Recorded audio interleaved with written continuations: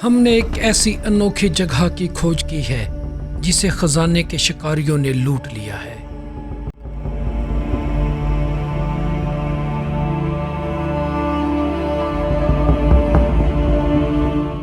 यहाँ पर illegal digging के बाद कुछ मैन्युस्क्रिप्ट डिस्कवर हुए थे और उसके बाद उनको इलीगल तरीके से बेच दिया गया था और बेचने के बाद उसकी जो एक लॉट है वो फ़ौरन जो थी वो स्मगल कर दी गई थी। जहाँ हर वक्त कुछ ना कुछ अजीब घटता रहता है।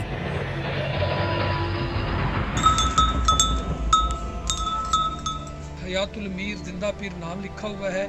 अंदर एक पत्थर जो बज़ाहिर ऐसे लगता है कि कोई शिवलिंग हो। इसका रंग काला नहीं है, लेकिन इसके ऊपर ये आयली है इसकी स्किन, जिसकी वजह से ये अब काला नज़र आ रहा है।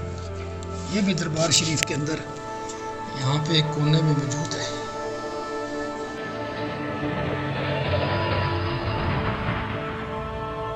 जहाँ इसरार है, तीनों धर्म है, तारीख है और हमने इस जगह के राजों को अभी समझना शुरू ही किया है।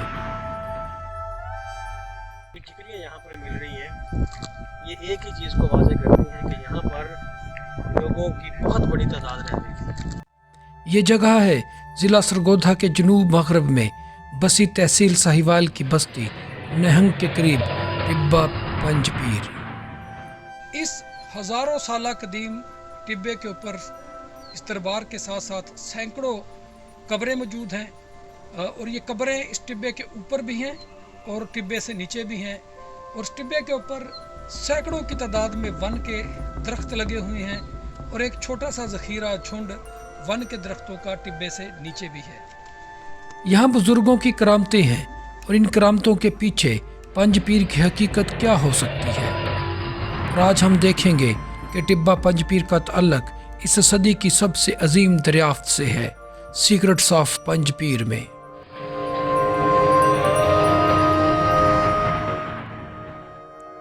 जमीन से नीचे नवादरात से भरे 2000 साल पुराने एक शहर को खजाने के लुटेरों ने बर्बाद कर दिया है।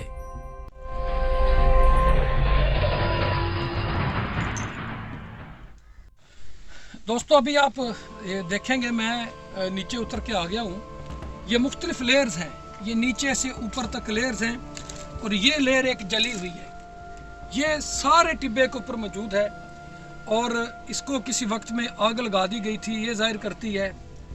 तो आर्कियोलॉजी का जो तरीकाकार होता है उसमें ये लेयर सीधी काट ली जाती हैं और हर लेयर का अलग-अलग मुतालिया किया जाता है, स्टडी की जाती है।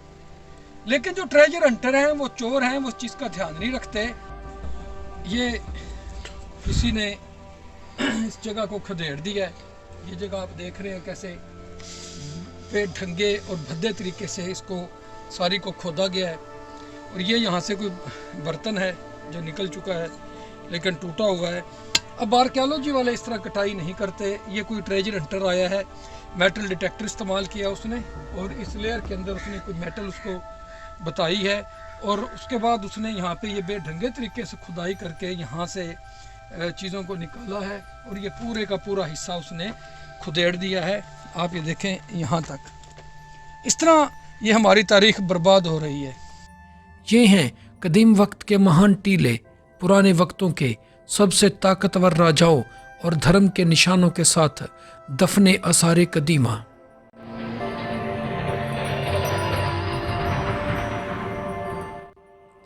आर्कियोलॉजिस्ट छानबीन करके जानना चाहते हैं कि आखिर यहाँ क्या हुआ था। वो कौन सी खुशकिस्मत खड़ी थी जब यहाँ एक शानदार बस्ती आबाद थी। कुछ लोगों का मानना है कि ये राजा भोज का किला था, जिसकी औलाद आजकल इस इलाके में भौन के नाम से जानी जाती है। और क्या वाकई ही ये राजा भोज का किला था या इस टीले का ताल्लुक इंडस वैली सिविलाइजेशन से है या इसके ताने बाने किसी और तहजीब व तमद्दन से मिलते हैं। Archaeology department Punjab university Lahore के चेयरमैन डॉक्टर हमीद और उनकी टीम इनसे जुड़े राज सुलझाने में लगे हैं।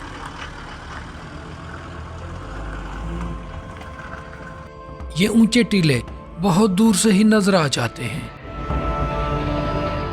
यहाँ हजारों टन वजनी मिट्टी और पकी हुई ईंटों और बर्तनों के नीचे कई मीटर लंबी दरारें नीचे सतह जमीन तक पहुंचती हैं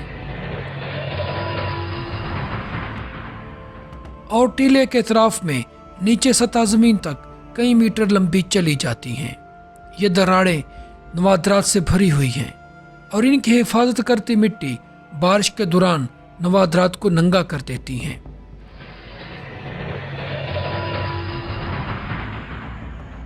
तारीखी नवाद्रात को लूटने वालों और उनको बचाने वालों के दरमियान जंग सदियों से जारी है।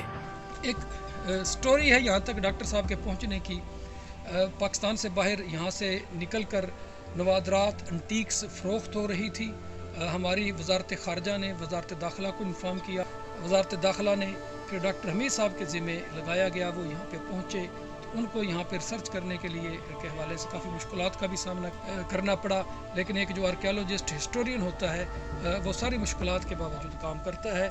उन्होंने जो काम किया वो काम हम आपको दिखाते हैं। सबसे बड़ी मुश्किल तो ये है कि जैसे इसका नाम है टिब्बा पंज पीर, तो वहाँ पर जो पंज पीर साहब हैं उनकी एक कब्र है और वो एक कब्र नहीं है। मुकामी लोगों का कहना है कि ये 5 लोग थे, 5 भाई थे और उनमें से ये सबसे बड़े भाई हैं या आप कह लें कि सबसे नुमाया है, तो वहाँ पर उनकी कब्र है जो कि 9 गज़े पीर के तौर पर है। तो कब्रिस्तान में खुदाई करना अपने आप में बड़ा मायूब समझा जाता है। ये अलग बात है कि जो इलीगल डिगिंग करने वाले हैं उन्होंने चूहे की तरह या चूहों की तरह हर अतराफ से हर तरफ से उस जो इम्पोर्टेंट एक माउंड है उसको खा लिया है। लेकिन जब हमने वहाँ पर जाके एक्सप्लोरेशन करना स्टार्ट की और एक्सकवेशन करने की कोशिश की तो हमें मुकामी लोगों की तरफ से 2-3 साल तो काफ़ी मज़ाहमत का सामना करना पड़ा, जहाँ पर मुझे ये लगा कि उनके कोई पस पर्दा अज़ाइम है जिसको वो छुपा रहे हैं और वो ये नहीं चाहते कि इस माउंड में खुदाई हो और इसका ट्रू पोटेंशियल सामने आए। निहंग में पंजाब यूनिवर्सिटी आर्कियोलॉजी डिपार्टमेंट के चेयरमैन डॉक्टर हमीद साहिब और इनकी टीम 3 सालों से झेलम नदी के करीब मौजूद इन टीलों की जांच पड़ताल कर रहे हैं। डॉक्टर हमीद साहिब ये जानने की कोशिश करेंगे कि ये टीले कितने कदीम हैं और इनका तल्लक किस तहजीब व तमद्दन व धर्म से है। इन्फॉर्मेशन मेरे तक पहुंची तो मेरे लिए ये बड़ा ही एक लम्हा फिक्रिया भी था और दिलचस्पी भी थी कि हमारे इस खित्ते में बुद्धिस्ट मैन्युस्क्रिप्ट कैसे हैं और वो किस तरह के हो सकते हैं। तो फिर उसके बाद मैंने जो हमारी मुकामी इदारा है, जो हमारा मुकामी इदारा है या जो हुकूमत है और जो मुकामी लोग हैं यहाँ पर, उनको मैंने कहा कि मैं इस पे काम करना चाहता हूँ। तो काफ़ी दगोदो के बाद उनको कन्विंस करने के बाद फिर मुझे इजाज़त मिल गई कि मैं इस पे काम करूँ और इसकी खुदाई करूँ। और जब यहाँ खुदाई शुरू की गई तो बरामद होने वाली चीज़ें हैरान कुन थी, जिन्होंने बरसगीर की 100 साला तारीख को एक नया मोड़ दिया।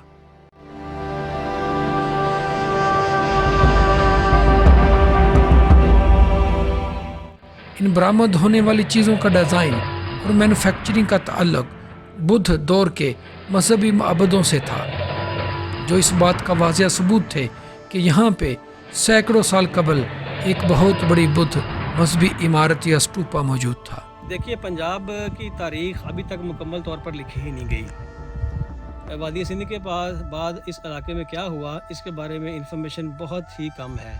हम सीधा आ जाते हैं कि उसके बाद हम बुद्धिस्ट पीरियड को स्टडी करते हैं और बीच में क्या हुआ हमें कुछ पता नहीं है। तो पंजाब की तारीख़ को मुकम्मल करने के लिए ऐसे टिब्बे बड़े ही अहम हैं जिन पर इन्वेस्टिगेशन होनी चाहिए।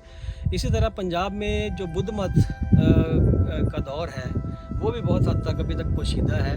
तो यहाँ से जो डिस्कवरी हुई वो डायरेक्टली बुद्धिस्ट दौर से बिलोंग करती थी और इस जगह का ताल्लुक बुद्ध मजहब की बहुत अहम और आला मकामात में से था। ये मिट्टी में पके हुए वही डिज़ाइन और मूर्तियाँ थीं जिनको पाकिस्तान के अंदर वादी स्वात यानी कंधारा तहजीब में पत्थरों की सूरत में ढाला गया। और मैं चूँकि बुद्धिज़्म का स्टूडेंट हूँ, बुद्धिस्ट रिलीजन पढ़ता भी हूँ, पढ़ाता भी हूँ, PhD भी मेरी इसी में है, तो मैं इस एक कंसेप्ट पे काम कर रहा हूँ कि बुद्धिज़्म पंजाब में सबसे पहले आया और उसके बाद KP में गया। बदकिस्मती से हम पंजाब का जो रोल है बुद्ध मत को फैलाने में और बुद्ध मत को मजबूत करने में उसको हम भूल चुके हैं। सिरे से हमने उसको नहीं सर जर्नल तो यही है कि इधर बुद्ध मत आया ही नहीं है। ये गलतफहमी है। फिर बहुत बड़ी डिस्कवरी है ना आपकी ये। जी, इसको मैंने दूर किया है और ये जो गलतफहमी है उसको मैंने दूर किया है कि पंजाब में बुद्ध मत का कुछ नहीं है। मैं समझता हूँ कि इंडिया से जब बुद्ध मत चलता है तो वो बाई रोड सबसे पहले पंजाब में ही आता है। पंजाब में अपने पहुंच जमाने के बाद फिर वो केपीके में जाता है। और मैं एक और बात आपको यहाँ पर वाज़ेह करता चलूँ कि पंजाब में जो बुद्ध मत है वो बहुत देर तक रहा। केपीके में तो ख़त्म हो गया वाइट हुंस के आने के बाद या किसी और लोगों को आने के बाद, लेकिन पंजाब में ये चलता रहा। और 7th सेंचुरी में एक हुन बादशाह है जो कि कमीशन करता है कि यहाँ पर एक यूनिवर्सिटी बनाई जाए। तो शवाहद हमारे पास है तारीखी, लेकिन चूँकि हम एक ऐसे दौर की तारीख पढ़ते हैं जिसमें हमें जो गलत पढ़ाया गया तो हमने उस गलत को अटा लगा लिया है। अगर अंग्रेज़ ने कह दिया है कि यहाँ पर बुद्ध मत नहीं है तो हमने उसको मान लिया है, हमने खुद से कभी तलाश करने की कोशिश ही नहीं। यहाँ पे जी आग का अलाव रोशन किया जाता है दुराने उरस।